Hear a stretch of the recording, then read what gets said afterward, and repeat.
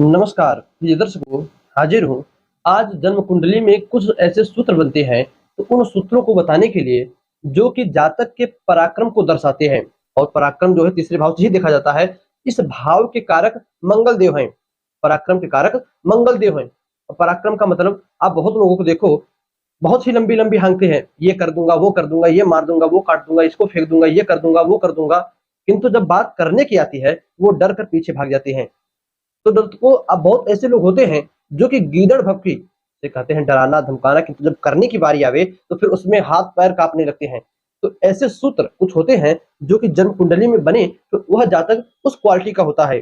पहले तो बहुत आपको कुछ बोलेगा, किंतु जब बात करने की आती है, नहीं आओ आर या पार, वो डर कर पीछे भाग जाता है। तो दर्शकों, कौन कौन से सूत्र हैं, आइए उन सूत्रों को जाना जाए। तो दर्शकों, जो पहला सूत्र है वह हम लेते हैं कि पराक्रम भाव का स्वामी। क्योंकि देखिए, जब भी जातक के अंदर की जो ताकत है, जो सहनशीलता है, जो पावर है, उसे तीसरे भाव पराक्रम भाव से देखा जाता है।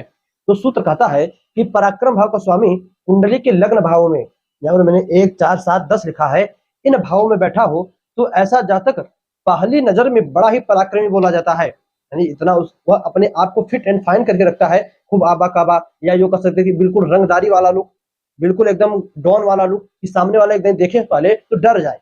तो ऐसा रूप बनाकर अपने आप को रखता है। किंतु जब बात आती है मारपीट करने की, जब बात ही आती है अपना पराक्रम दिखाने की, तब वो पीछे हट जाता है।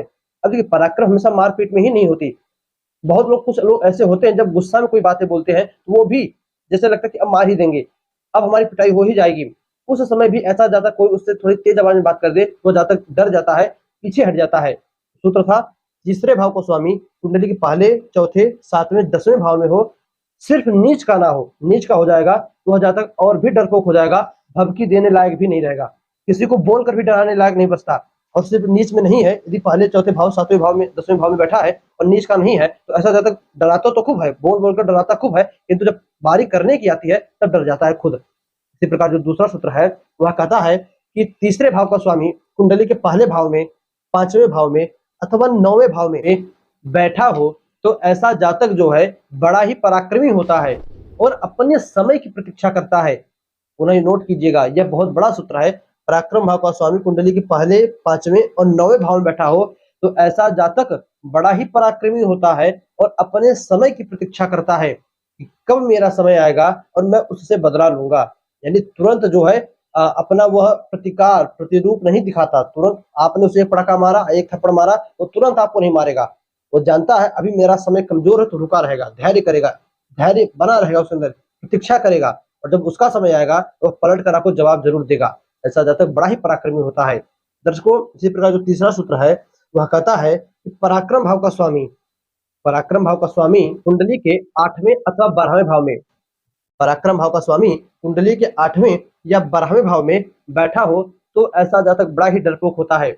वह तो युद्ध भूमि में भी चला जाता है और युद्ध भूमि से लौट कर भाग कर वापस आ जाता है। सुनिएगा, खूब है, चलो आज आर या पार चला भी जाएगा तैयार होकर कि आज लड़ लेंगे, ये हो जाएगा, वो हो जाएगा।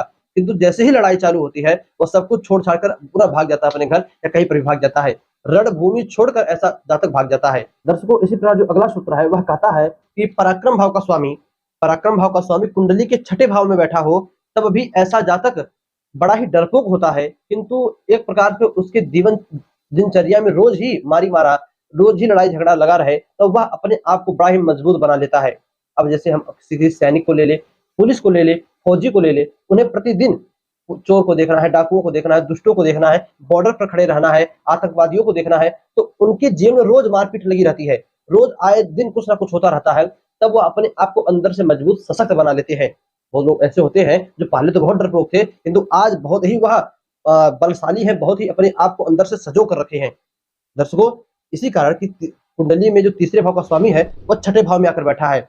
अब एक चीज यहीं पर और ध्यान दीजिएगा, 6ठे भाव का स्वामी या जो तीसरे भाव का स्वामी 6ठे भाव में बैठा है वह कहीं नीच का ना होकर बैठा हो। 6ठे भाव में वह नीच राशि में ना बैठा हो, शत्रु राशि में ना बैठा हो, वह उच्च का होकर यदि 6ठे भाव में बैठा हो तो ऐसा जातक बहुत ही खतरनाक मारपीट, लोगों का संहार करता है। यदि वह नीच का होकर बैठा है, शत्रु राशि में बैठा है, तो ऐसा जातक तो स्वयं पिट जाता है, जब भी मार करेगा स्वयं पिट जाएगा। किंतु यदि उच्च का होकर यहाँ पर बैठ जाए, मंगल देव बैठ जाए, उच्च के होकर अपने स्वराशि में बैठ जाए, तो ऐसा जातक बड़ा ही खतरनाक होता है। जब भी मारपीट करता है तो एक प्रकार से हम उदाहरण दे सकते हैं एनिमल फिल्म का। रणवीर कपूर जब बंदूक लाकर अपना शत्रु को शूट करते तो वो वाला उदाहरण उस जाति के ऊपर सटीक बैठेगा यदि तीसरे भाव का स्वामी मंगल यहाँ पर उच्च के होकर बैठ जाता। दर्शकों, इसी प्रकार जो अगला सूत्र है वह कहता है कि तीसरे भाव का स्वामी कुंडली के छठे, आठवें, 12वें भाव में बैठ जाए, शत्रु राशि नीच राशि में बैठ जाए। ये सूत्र थोड़ा अलग है, पहले वाला अलग था। पहले वाला था कि जातक का छठे भाव में मंगल हो, उच्च का हो, या जो भी ग्रह हो उच्च का हो, स्वराशि का। अब यह सूत्र कहता है कि तीसरे भाव का स्वामी ही छठे भाव में हो, 8वें भाव में हो, 12वें भाव में हो, नीच राशि में हो, उच्च का नहीं। उच्च का होगा तो फल बदल जाएगा। 8वें भाव में भी उच्च का हुआ तो फल बदल जाएगा, 12वें भाव में भी उच्च का हुआ तो फल बदल जाएगा। इन तीन भावों में, छठे, 8वें, 12वें, तीनों भावों में नीच का हो, शत्रु राशि का हो, तब ऐसा जातक पहले तो सामने वाले को बहुत ही ललकारता है कि आज देख लेंगे, वो हो जाएगा, ये हो जाएगा, और जब सामने वाला आ जाता है तो स्वयं डरकर भाग जाता है। दर्शकों, यह कुछ पराक्रम से जुड़े हुए सूत्र थे। आप इसको देखकर, जातक की कुंडली देखकर पता लगा सकते हो कि सामने वाला कितना जो है मजबूत है, सामने वाला कितना पराक्रमी है, कितना साहसी है, कितना बड़ा योद्धा है।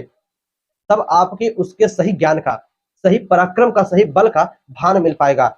दर्शकों, बस आज के इतना ही। उम्मीद करता हूं कि यह सभी सूत्र आपको समझ में आए होंगे और आप इसे काम में अपने अवश्य लेंगे। दर्शकों, यदि आपकी कुंडली देखिए, आपकी कुंडली में तीसरे भाव का स्वामी कुंडली के किस भाव में बैठा है, कमेंट करिएगा। और क्या छठे, 8वें, 12वें में बैठा है तो आप किस प्रकार के पराक्रमी हो।